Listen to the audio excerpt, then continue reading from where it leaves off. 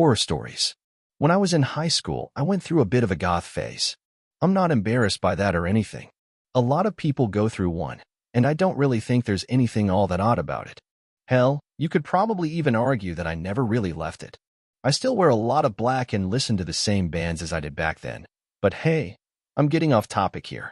My school was right across the street from a cemetery, and for some reason, I thought it would make me seem cool, creepy, and mysterious if I went there to hang out during my lunch period. Yeah, I know. Edgy. Truth be told, there wasn't really anything to actually do at the cemetery. But my dumbass 14-year-old brain was convinced it was what I needed to do to seem deep, dark, and mysterious, and so I hung around the cemetery in the middle of the day like a dumbass. Sometimes I'd go alone, and sometimes I'd go with a few friends of mine who shared my appreciation for the Cure and black hair dye. There, we'd talk about music or smoke cigarettes we'd bought from the corner store. The sign said that anyone under 19 wasn't allowed to buy them, but the clerk didn't give a shit so long as he got paid. Honestly, as pastimes went, I guess I could have been doing a lot worse than smoking with my friends in a cemetery. We weren't hurting anyone. We weren't defacing the graves, except with the odd used cigarette butt, and none of the residents seemed to complain. Looking back, I don't know if I really regret the time I spent in the cemetery, even when you factor in what eventually happened. But then again, if we hadn't been there, we never would have met her. It was during one of our cemetery visits after school that I first saw her. I'd gone for a walk through the headstones with some friends of mine, Austin McIsaac and Ash Davenport. Ash had bought a pack of smokes, and we were going to hang out in the cemetery like we had a dozen times before, smoking, brooding, angsting, and talking about music. Come to think of it, I'm sure that Austin saw her first. I remember that he'd been lagging behind Ash and I a bit when he just stopped and stared out at something nearby. It took me a moment to realize that there was anyone else but us there. She was wearing a black dress with a red shawl draped over her shoulders. Her hair was long and black. I remember that her dress had little white hearts on it too. She wore boots lined with a faux fur trim and long black fingerless gloves that passed her elbows. She would have fit in well with our little group. Judging by the wreath of marigold she was decorating a headstone with, it was easy to assume she'd come to pay her respects. But looking behind her, so many other headstones looked like they'd recently been decorated with flower trims and garlands that it couldn't have just been that. It's funny, but, well, I don't exactly remember what she looked like.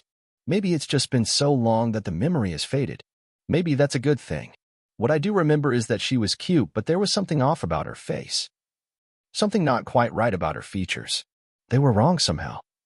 Her eyes were too big, her nose and mouth were too small.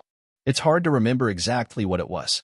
What I do remember is that when she looked up at us, I felt the strangest mix of unease and attraction. From the corner of my eye, I could see that Ash had noticed her too. She'd stopped dead in her tracks to stare at the girl, just like we had.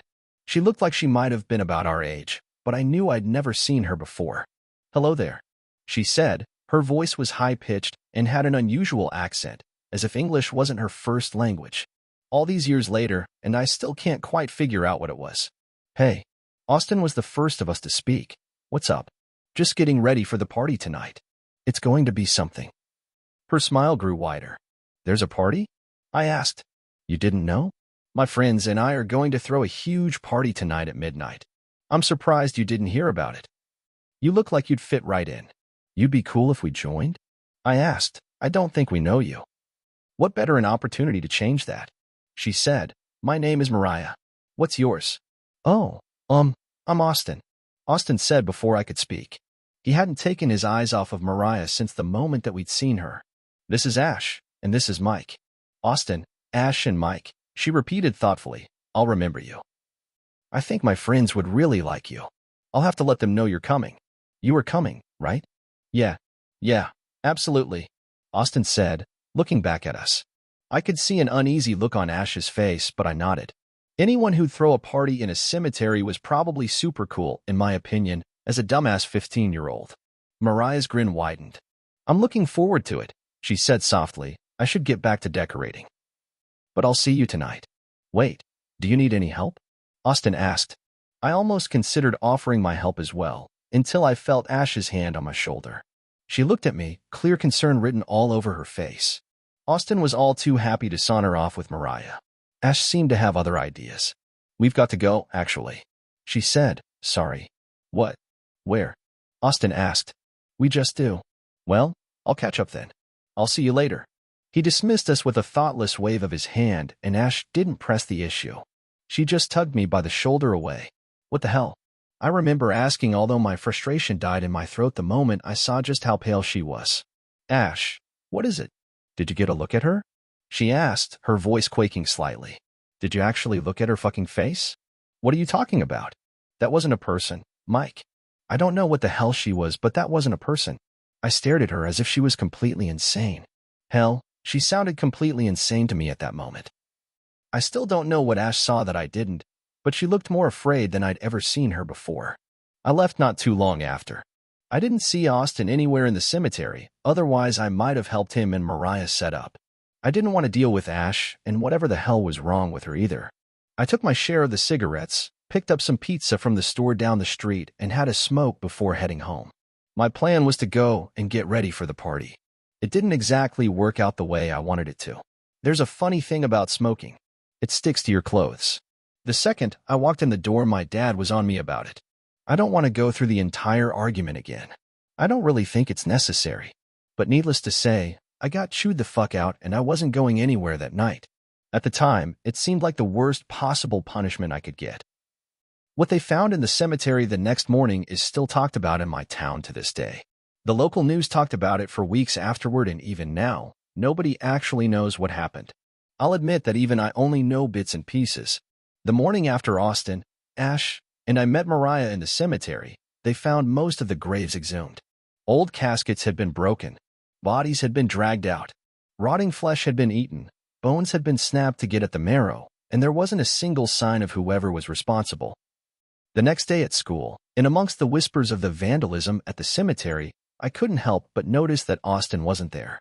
Ash didn't say a word to me, but the look she gave me still haunts me to this day. A quiet, 1,000-yard stare. She knew what I couldn't accept back then. She knew that we'd never see Austin again. It took them a few days to figure out that some piles of gore were a lot more fresh than the others. 2 of them were later identified as belonging to local vagrants who'd probably been in the wrong place at the wrong time. 3 belonged to other students at my school. Take a guess who one of them was. Austin. Or what was left of Austin was buried in the same cemetery he died in. All these years later, and I've never had the courage to go and visit him, though. If I ever set foot in that cemetery again, it will be too soon. Sometimes, when I drive past, I can swear that I see a girl in a red shawl walking amongst the headstones. Sometimes I swear that she's looking at me. I never stare for too long. Something tells me that if I do, I might find myself drawn to walk amongst the headstones one last time. And I don't know if I'll ever walk out.